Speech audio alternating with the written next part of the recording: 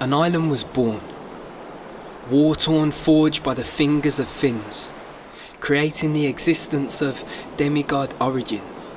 And many have trod following the wet footprints in the sand, but when the ocean erases the evidence, you're left fighting the war with the damned. Many men are born to stand, only a few are born to rise. You can't dip in and out of greatness like the shores of the tide, yet I'm sure the jaws of the prize lie to us and is disguised entirely. Your blessing is your curse once submerged with the entire sea. There's a higher need for purpose and a greater need for good. The waves would rain over us if every human understood. But we study to understand lands that stand before us. We try to repeat what once was, like the echoing of a chorus. And when a map's laid out before us, we just decipher and follow. One day ahead of yesterday, one day behind tomorrow.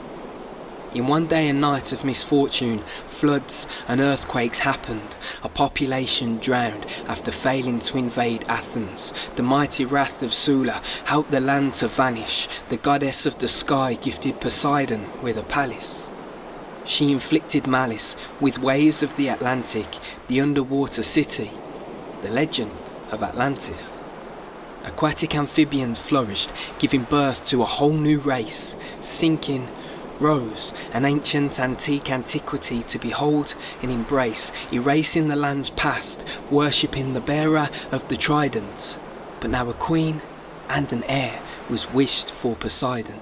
So he chose a scientist named Atlana to become the beauty by his side. The earth-shaker king now had a queen of the tides.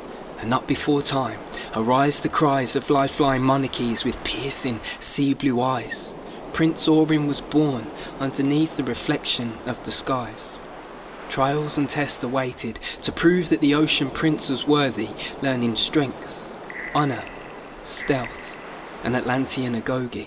Slowly he rose, and upon completion of final task, the king dissolved into the seven seas. His trident had been passed. With everlasting memories from lessons he'd been taught, Poseidon stayed with him in spirit, and he came to him in thought. The new king, Orin, became mentally connected with the dweller of the depths, who was helping to advise, guide and protect. So when you next see something swimming at superhuman speeds, think ruler of the ocean, think king of the seas.